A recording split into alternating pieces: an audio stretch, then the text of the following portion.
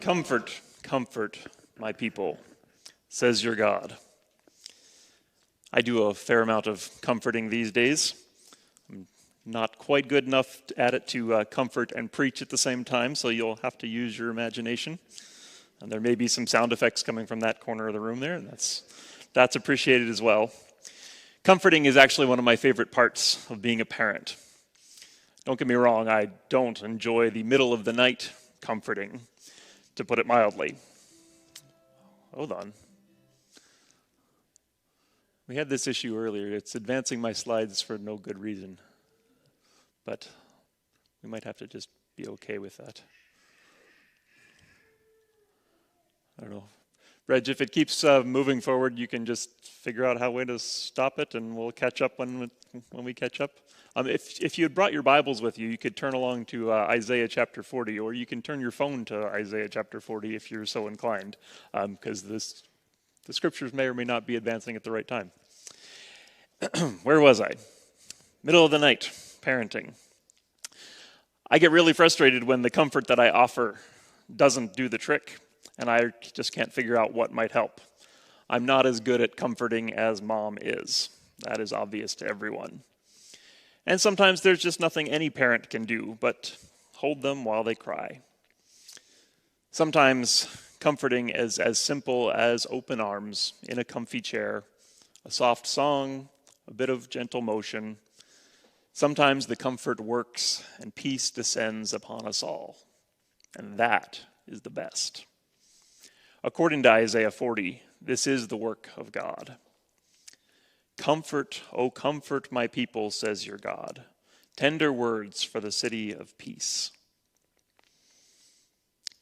Like many of the writings of the prophets, this chapter of Isaiah is written to a people on their worst of days, to the Jews in exile.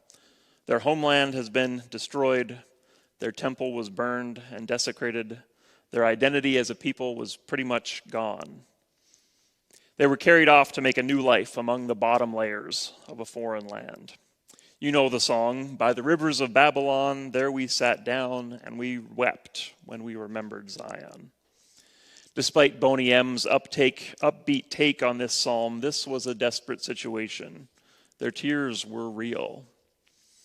We all know the refugee stories of today, from places like Ukraine, Yemen, Syria, Venezuela, Afghanistan, South Sudan, Myanmar, and more.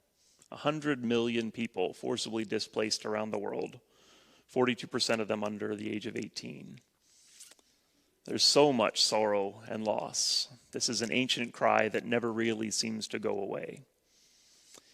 Into that kind of devastation, in that moment, the prophet Isaiah hears and speaks the voice of God, God's response to those who mourn. Comfort, O comfort my people, says your God. Speak tenderly to Jerusalem. Cry to her that she has served her term. Her penalty has been paid. She's received more punishment than she ever deserved. A voice cries out, "In the wilderness, prepare the way of God. Make straight in the desert, a highway for our God. Every valley will be lifted up. Every mountain and hill be made low. The uneven ground shall become level, the rough places made into a plain. Then the glory of the Lord shall be revealed, and all people shall see it together, for the mouth of the Lord has spoken." It's almost Christmas season, and we've been conditioned by Handel's Messiah to see this as kind of a triumphant declaration. Every valley shall be exalted. But as the introduction says, this is to be a tender voice, comfort. So set aside the Messiah for a second and imagine a lullaby. In the wild woods, a way shall be prepared. The rough places will be smoothed out, the valleys lifted up, and in this soothing, we will find the glory of God. The lullaby continues, all people are like grass. Their brightness is only as of the flower in the field. The grass withers, the flower fades. Only the wisdom of God lasts forever. Climb up to the heights, my people. You have good news to share. Lift up your voice with strength, O Jerusalem. Lift it up, do not fear. Preach it to your neighbors. God is here now. Look, God comes in strength with true justice, here to deliver the fruits of your work. God will feed their flock like a shepherd. They will gather the lambs in their arms and hold them close, leading the mother sheep to good pasture. The prophet's words are stronger now, but the image is still gentle. A shepherd leading the sheep, gathering the lambs, offering care and protection. The poem concludes with the famous sketch of God's power. Do you not know? Have you not heard? Yahweh is the everlasting God, the creator of the ends of the earth. This God does not grow faint or weary with a depth of understanding that is unsearchable. God gives strength to the weary and empowers the powerless. Young women may grow tired and weary. Young men may stumble and fall. But those who wait for the Lord will find a renewed power. They soar on eagle's wings. They run and don't get weary. They walk and never tire.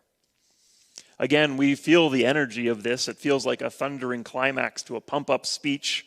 You can imagine the motivational speaker in front of the video of the proud eagle soaring over the mountains while Bette Midler's "Wind Beneath My Wings" swells in the background. These are strong, inspirational words. But again, this is all happening under the heading, comfort, comfort, my people. Hear this again in the voice of a parent rocking a child back to sleep. Shh. Do you not know? Have you not heard? I know you, baby. I've got you. You're just about done. You've had enough of this, I know. We all have. But I haven't got tired. I haven't left you. I'm here to hold you up when you faint, to give you new strength. I will lift you up, give you wings. I know you're tired. One day soon you will be back on your feet, ready to soar. When we say that God is love, this kind of love from the rocking chair is at the core of that description. When we name God as Father or Mother, we're not just talking about our origins, that God is creator. We're naming the ongoing relationship between us and God as a parent-child relationship. God isn't on the throne so much as sitting in the rocking chair with open arms, waiting for us to climb into her lap. When we are overcome with grief, with anxiety, with the overwhelming reality of loss and pain and struggle, this is who God is. That's the metaphor. God is the comforting parent, and we are the fussy, crying baby. Well, it may have been a few years since some of you have held a baby yourself or held one in your arms to rock it to sleep. But think about it. What is the job of the baby in this context? What are they doing? This one, not very much. You might think that a baby is a passive partner in this relationship. It just lays there while the parent doles out the compassion and tenderness. But having done this a few hundred times in the past 6 months, let me tell you, that is not exactly right. This rocking chair thing involves both of us. The baby has a very active role in this. Not always pleasant for the parent, but the baby is very active in the partnership. I see the baby doing two things. First, of course, the baby cries. That's a very powerful act, not just because of the volume. A baby's cry is communication, its way of expressing its needs and vulnerabilities. Some parents claim that they can tell the difference between a hungry cry and a dirty diaper cry, or a sleepy cry, or a lonely cry, or a teething cry. At 3 a.m., those subtleties are entirely lost on me. All I can tell you is that crying demands action. Babies aren't afraid to express their emotions. They have needs. Their survival depends on expressing those needs and hurts and fears. As adults, most of us aren't very good at that. Somewhere along the line, we learn to feel shame about our needs. We build walls to protect our emotions. Even though we are still scared and needy, we try to convince others and ourselves that, no, we have everything under control. We spend a lot of energy faking it. One of the Christian songwriters I grew up with sang a song called "The Warrior is a Child." She talks about all of her great victories, the giants she slays in her career and her personal life, but they don't know that I go running home when I fall down. They don't know who picks me up when no one is around. I drop my sword and cry for just a while, because deep inside this armor, the warrior is a child. If God is the comforting parent, it's okay to admit this every now and then. No matter how strong and tough we are on the outside, we all have a time and place where the warrior is a child. At least I hope you have that space as well, because that is a gift and not shame. We need to name our hurts and our needs, to acknowledge our lack of control, to feel our emotions so that God can do the work of embracing and comforting us. Crying like a baby, whatever that looks like for you, this is the path to healing. The other thing a baby does in a rocking chair situation is trust. When Leo and I are awake in the middle of the night, I do what I can. I change the diaper, put the soother back in, adjust the blankets, put the soother back in again, and again and again. Sometimes, most of the time, I don't meet all of his needs. Mom is better at that in that department than I am, but still, sometimes he's sick or he's gassy or his nose is stuffed up. Even Mom can't fix those things. Someday soon his teeth will start to come in with a pain that we won't be able to do much about. Sometimes he gets overtired and just can't fall asleep because he's too tired to sleep. That is a vicious cycle. Often I can't figure out what he wants.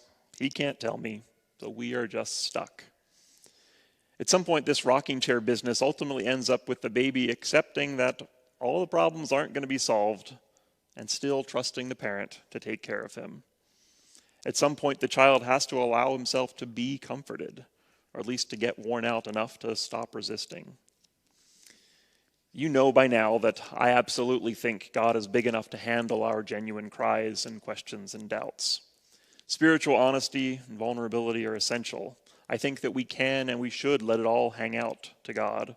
We should dig as deep as we care to go. God has promised to meet us in our seeking. That's been very true for me. So if you have doubts and questions, needs, anger towards God, go for it. Express yourself, kicking and screaming if necessary. But know that it's not really about the answers you do or don't find. I will never get all the answers that I want. There's no end to questions and things to doubt, things to worry about. Some of my prayers will always feel like they've hit the ceiling, no matter what.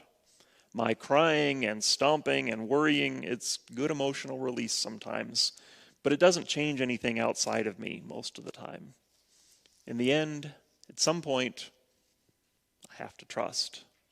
My needs will never all be met, not in this lifetime.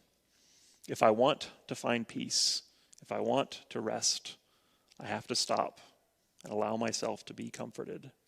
I have to take what God has offered, the presence of God that is there. So by all means, carry on as far as you have the strength and determination to go. But know that you'll never find all the answers. At some point, probably many different points, you'll have to make a decision whether or not to trust. And that's not stupidity. It's not impotence or naivete. A baby isn't foolish for trusting their parent. It's not illogical or weak for a child to have faith in the ongoing love and care of a parent, even though there are no guarantees that all of their needs will actually be met. This relationship isn't about proof. It's not about certainty. It's not about being entirely comfortable with what's happening. It's about trust in the presence and relationship with the parent. It can be hard to let go and allow ourselves to be comforted. Some of us hate to think of ourselves as helpless babies in the arms of God. Sometimes we insist on screaming and trusting at the same time, and that's okay too.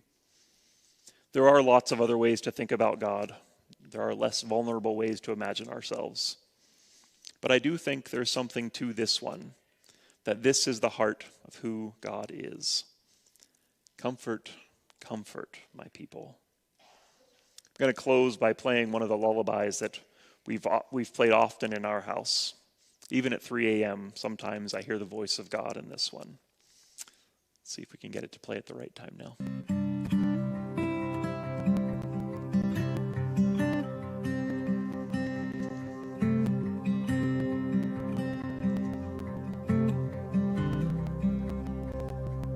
When the lights turn down and the whole world dreams, and it's your turn now, close your eyes and sleep.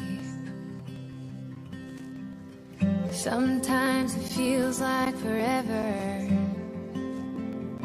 when it's dark outside. Baby, the sun will rise. Baby, the sun will rise, however long the night.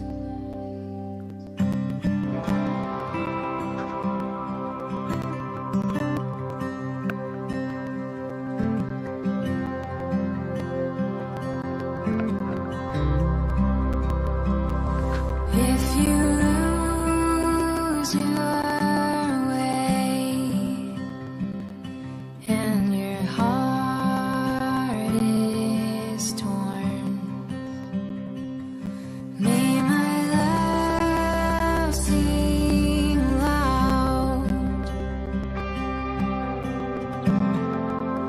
louder than a thunderstorm.